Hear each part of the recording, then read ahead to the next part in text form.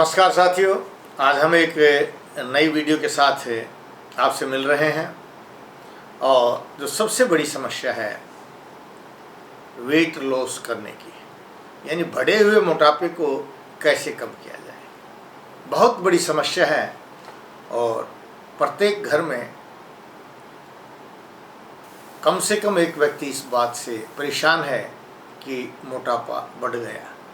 और ये मोटापा क्यों बढ़ता है, पहले तो हमें ये जानना चाहिए। बहुत से लोग कहते हैं मैं घी नहीं खाता, मैं रोटी भी नहीं खाता, चावल भी नहीं खाता, मीठा मैंने बंद कर दिया, लेकिन पानी भी मुझे लगता है। इसका मतलब न घी, न मीठा, न भरपेट भोजन, ये आपके मोटापे का कारण नहीं है। अगर ये कारण होता तो आप ये नहीं कहते कि मुझे पानी भी लगता है, हवा भी लगती है। हाँ, आपने ठीक सुना।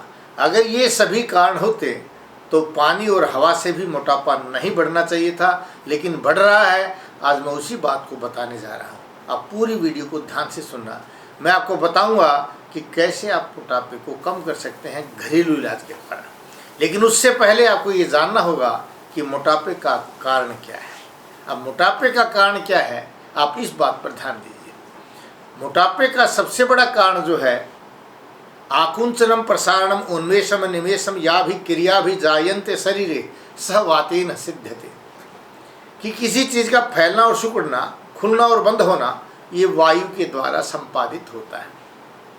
और आपकी आंत, आपका हार्ट, लीवर सब डुपलप ऐसे काम करते हैं।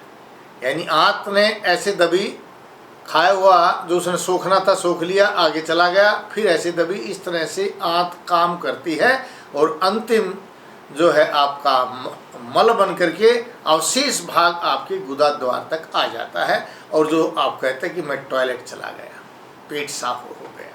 और जब पेट साफ हो गया तो बहुत से लोग कहते हैं बड़ी शांति आती है। और कई बार लोग कहते हैं जी पेट साफ में बार बार जाना पड़ता है, पेट साफ होने के पश्चात भी मुझे शांति नहीं मिलती, बेचैन रहता हूँ।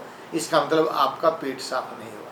यानी वायु के द्वारा जो कार्य किया जा रहा था वो ठीक से नहीं हो पा रहा।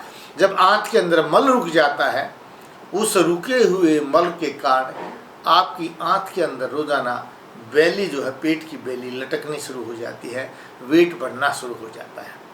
और ये वेट बढ़ता बढ़ता रसात रक्तम ततो मांसम मांसान मेदस्ततो अस्थि अस्थनो मज्जात शुक्रम शुक्रात गर्भम प्रजायते। जो खाते हैं रस से रक्त नहीं बन करके जब कफ बनने लग जाता है, चर्बी बनने लग जाती है, तो आपका वेट बढ़ जाता है। कहीं भी ये लिखा हुआ नहीं है कि आपने भरपेट खाया इसलिए वेट बढ़ गया। किस लिए बढ़ा कि भरपेट खाए हुए अन्न को जब आंत ने अच्छे से एब्जॉर्ब करके आगे नहीं फेंका और वह आंत के अंदर सूखता चला गया, जमता चला गया, लगातार बढ़ता हुआ पेट का वो दबाव जिसने आपके इंटेस्टाइन को मोटा कर दिया, आपके इंटेस्टाइन यानी पेट की वैल्यू को बड़ा कर दिया, आपके उदर आवरण कला को उसने बड़ा और फैला दिया, उसका नाम मोटापा है। इसलिए मैं कहता हूं कि मोटापे के लिए, कि मेरा 38 साल का अनुभव कहता है कि मोटापे के लिए आपको घी को बंद नहीं करना चाहिए। मोटापा कम करना है तो आपको भूखा नहीं रहना चाहिए। आपको मोटापा कम करना है तो क्या करना चाहिए, मैं इसी बात पर आ रहा हूँ कि मोटापा कम करना है तो आपको क्या करना चाहिए। बहुत से लोग मेरे पास आते हैं रोगी, जो कहते हैं मैं तो शाम को दलिया और खिचड़ी खाता हूँ। आप दलिया और खिचड़ी खाते हैं यानी हल्का भोजन खाते हैं और इस आशा के साथ खाते हैं कि आपका वेट कम होना चाहिए। लेकिन जब आप रुक्ष अन्न का प्रयोग करते हैं जिसमें संदिग्धता नहीं होती है, जिसमें घी नहीं होता, तो वहाँ वायु जो है बढ़ जाती है। और जब वायु बढ़ जाती है रुक्ष अन्न के कारण, ये बढ़ी हुई वायु जो विकृत नाम बोलते हैं, विकृत वायु ही रोगों का कारण है। जब विकृत वायु आ जाती है तो आंत को अपने ढंग से काम करने नहीं देती।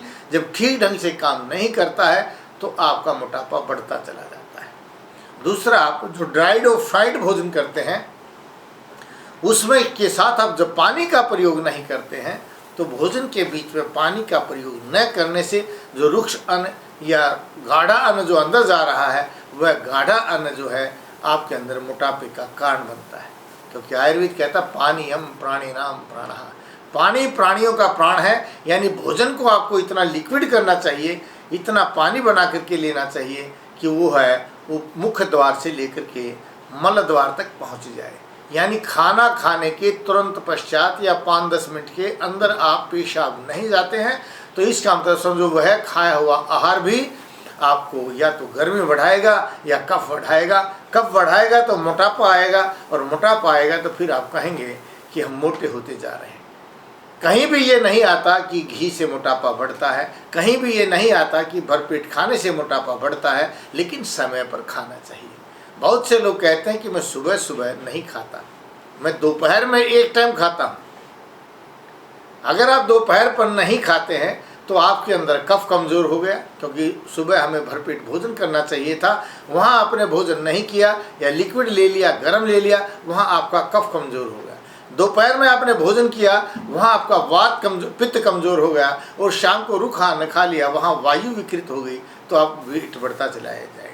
इसलिए अगर आपको वेट को कम करना है तो आप भोजन के बीच में थोड़ा सा गर्म पानी में नींबू डाल करके उस नींबू पानी का मुहुर्मुहु बार बार जिह्वा को धोते हुए 2 घूंट पानी और 1 घूंट पानी, 2 घूंट जो है पानी और 1 ग्रास जो है भोजन का खाइए। इस तरह से आप वेट को कम कर सकते हैं।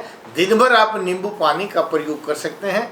हाँ, ये ध्यान रहे कि आपको ठंडे पानी के अंदर नींबू नहीं डालना है। घड़े के पानी के अंदर नींबू डालकर दिन भर नींबू पानी का प्रयोग कीजिए। जितना हो सके दाल और सब्जी में घी का प्रयोग कीजिए। शाम को भी अगर खिचड़ी दलिया खाते हैं तो अच्छा घी डालिए, क्योंकि घी डालने से आपके शरीर के अंदर हल्कापन आता है, चुस्ती फुर्ती आती है, एनर्जी आती है, और आपका वेट कम होता चला जाएगा। आपके चेहरे पर ग्लो आ जाएगा, आपको काम करने की इच्छा करेगी, आपके घुटनों में दर्द नहीं होगा या कोई और अन्य बीमारी पैदा नहीं होगी। ध्यान रखिए, घी खा करके मोटापे को कम कीजिए। 15 दिन आप ऐसा करके देखिए, आपका वजन कम होता चला जाएगा, चेहरे पर ग्लो आना शुरू हो जाएगा। जय भारत, जय भारती।